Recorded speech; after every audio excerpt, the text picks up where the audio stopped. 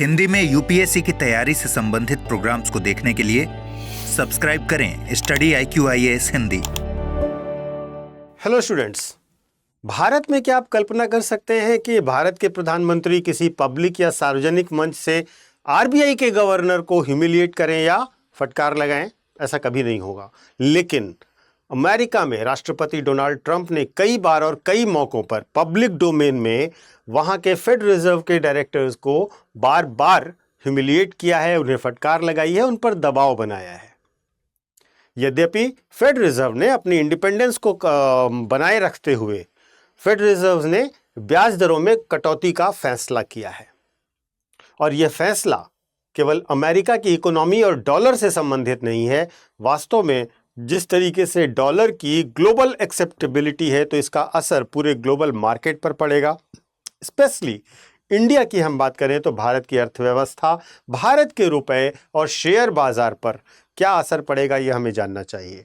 इसके साथ साथ आरबीआई जिस तरीके से पिछले दो सेशन से रेट कट कर रहा है, क्या आरबीआई अब उस ट्रेंड को फॉलो करेगा या कुछ और करेगा? हमें इस पर ज़रूर नज़र रखनी चाहिए, क्योंकि यह मुद्दा आपके आर्थिक समझ के साथ साथ सामान्य जीवन से भी उतना ही जुड़ा हुआ है। तो शुरू करते हैं आज का वीडियो। और शुरू करने से पहले मैं आपको अपना टेलीग्राम चैनल बताता हूं, यूपीएससी मेंटोर पंकज सर। इस टेलीग्राम चैनल को ज्वाइन कर लीजिए और यहां पर आपको मेरे करंट के सारे वीडियोस के लिंक मिल जाया करेंगे। आगे बढ़ते हैं, मुद्दे पर आते हैं। फेडरल रिजर्व है क्या? फेडरल रिजर्व है क्या? देखिए, फेडरल रिजर्व जैसे भारत में आरबीआई है, वैसे ही फेडरल रिजर्व आरबीआई की तरह है, वहां का सेंट्रल बैंक है। आरबीआई जिस तरीके से भारत की मौद्रिक नीति का निर्धारण करता है, उसी प्रकार से फेडरल रिजर्व भी अमेरिका की मौद्रिक नीति का निर्धारण करता है। मौद्रिक नीति की निर्धारण को अगर हम बिल्कुल आसान भाषा में समझें तो यह बाजार में मुद्रा की आपूर्ति के नियंत्रण से संबंधित है। और आप इसको और थोड़ा सा एक्सप्लेन करूं अगर मैं, तो जब मुद्रा की मात्रा अधिक होगी तो जाहिर सी बात है मुद्रा की वैल्यू कम हो जाएगी, मार्केट में ज़्यादा मनी का फ्लो होगा, डेवलपमेंटल नीड्स पूरी होंगी, लोग इन्वेस्ट करेंगे, लोग ग्रो करेंगे। और जब महंगाई बहुत ज़्यादा होगी तो सेंट्रल बैंक जो है वो मॉनेटरी पॉलिसी को टाइट कर देगा, यानी कि मनी सप्लाई को कंट्रोल करेगा।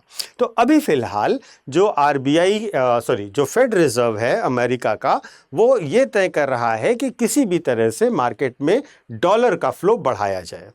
ध्यान रखिएगा, फेडरल रिजर्व का यह फैसला बहुत महत्वपूर्ण है, क्योंकि डॉलर अब पूरी दुनिया में एक तरीके से ग्लोबल करेंसी है और फेडरल रिजर्व का हर निर्णय भारत जैसी उभरती हुई अर्थव्यवस्थाओं पर बहुत ज़्यादा इम्पैक्ट डालता है।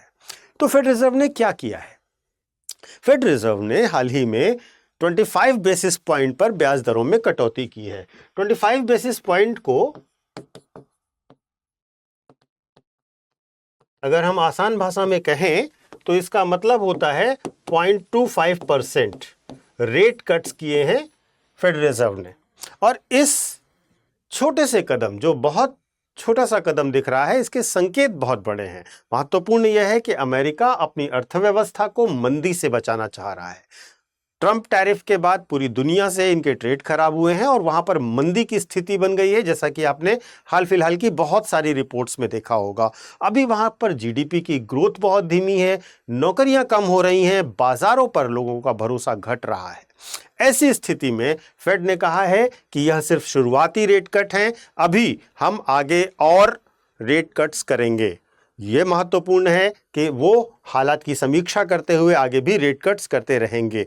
इनका उद्देश्य क्या है? लोन सस्ते होना, खर्च और निवेश को बढ़ाना और जहां तक संभव हो मंदी की स्थिति को टालना।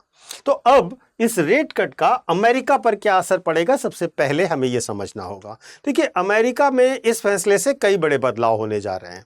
पहली बात, लोन आसान और सस्ता हो जाएगा, कंपनियां नई योजनाओं में निवेश करेंगी, आम लोग घर, गाड़ी, ये संपत्तियां, ये सब खरीदने के लिए खर्च करेंगे कर्ज लेकर के।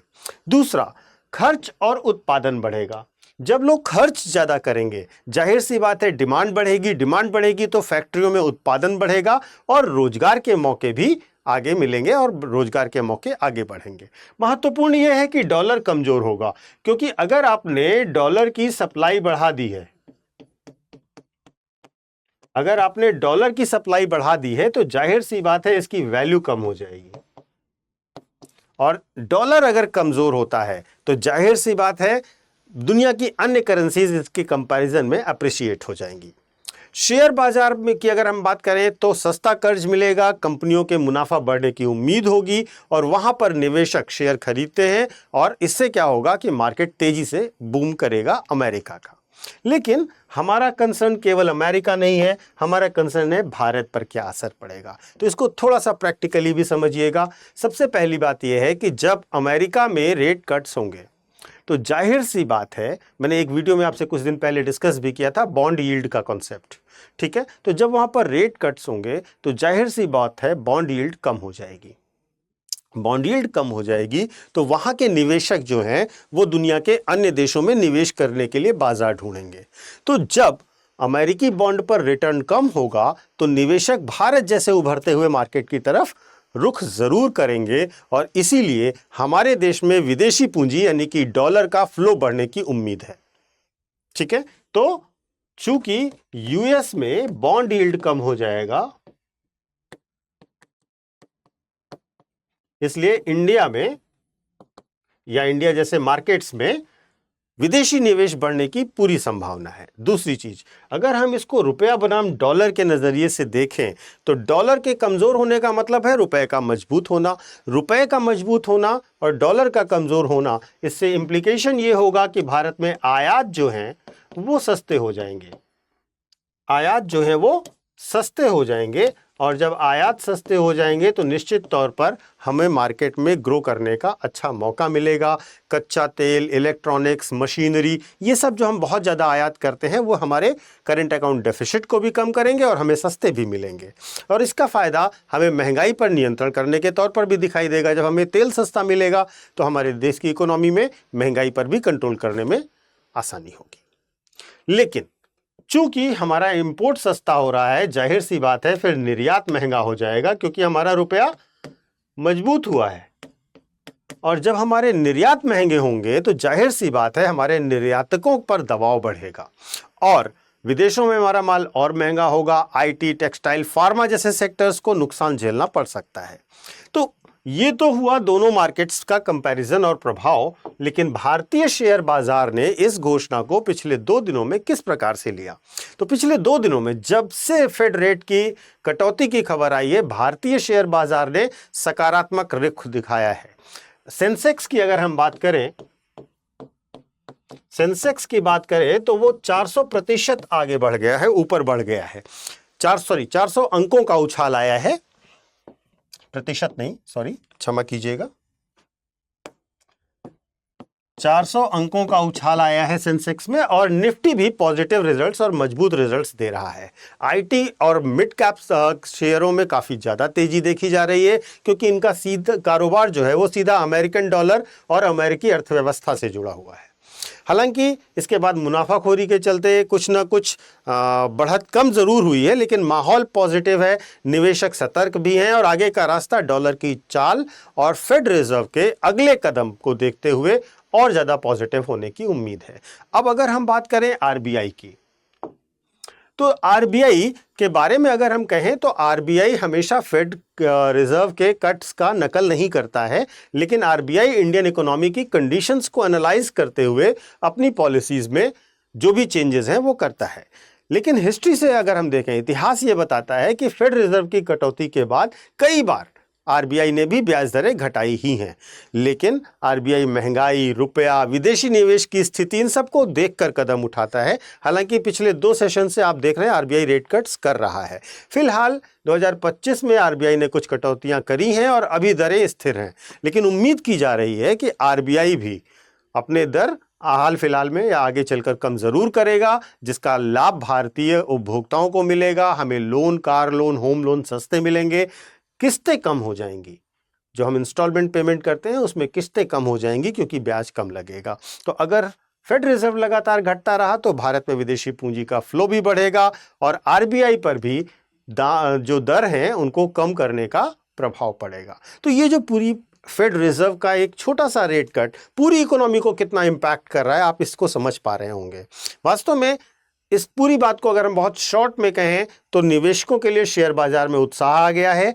रुपए की मजबूती से आयात सस्ते होंगे, महंगाई पर नियंत्रण लगेगा, आम आदमी को लोन सस्ता होने की उम्मीद बढ़ रही है, किस्तें कम होने की उम्मीद बढ़ रही है, निर्यातकों पर दबाव अवश्य देखा जा रहा है। तो स्पष्ट है कि फेड का हर कदम आम आदमी के जीवन में, भारतीयों के जीवन में भी जेब, निवेश और रोजगार पर असर डालेगा और इन सब की नजर आरबीआई पर भी होगी और आरबीआई भी इन सब पर नजर रखते हुए निश्चित तौर पर फैसला लेगा। तो ये पूरी एनालिसिस फेड रिजर्व के रेट कट और उसके इम्प्लीकेशंस को लेकर थी। उम्मीद है आपको ये बात समझ आई होगी और भारत के निवेश, भारत के व्यापार और भारत के रोजगार और ग्रोथ के पहलुओं से इसको आप कनेक्ट कर पा रहे होंगे। आगे बढ़ते हैं। एक छोटा सा अनाउंसमेंट है 2026 के लिए। जो बच्चे यूपीएससी की तैयारी के लिए हमसे जुड़ना चाहते हैं उनके लिए एक बड़ा महत्वपूर्ण समय है। ये लास्ट बैच हमारा अनाउंस हो रहा है जिसमें एडमिशन की लास्ट डेट 20 सितंबर है।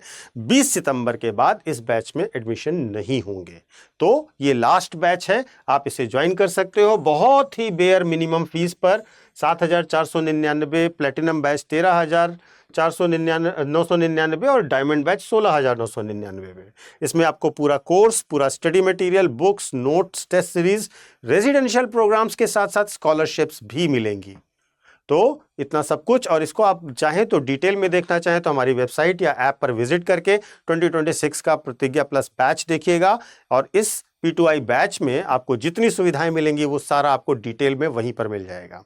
महत्वपूर्ण यह है कि एडमिशन लेने से पहले आपको ये कोड इस्तेमाल करना पड़ेगा, तभी ये डिस्काउंटेड फीस आपको मिलेगी। तो आप ये कोड याद रखिएगा। अगर आप स्टडी IQ से कोई भी कोर्स ले रहे हैं, चाहे वो यूपीएससी का हो, चाहे वो ऑप्शनल का हो, जुडिशरी का हो, पीसीएस का हो, स्टेट लेवल के एग्जामिनेशन का हो, आप पीके लाइव कोड का इस्तेमाल करेंगे, आपको नेचुरली बहुत ज़्यादा डिस्काउंट मिल जाएगा। तो शुभकामनाएं, जल्दी से जल्दी इसे ज्वाइन कीजिए। बस एक दिन का समय है। Thank you so much. Hindi में यूपीएससी की तैयारी से संबंधित प्रोग्राम्स को देखने के लिए सब्सक्राइब करें स्टडी IQ IAS हिंदी।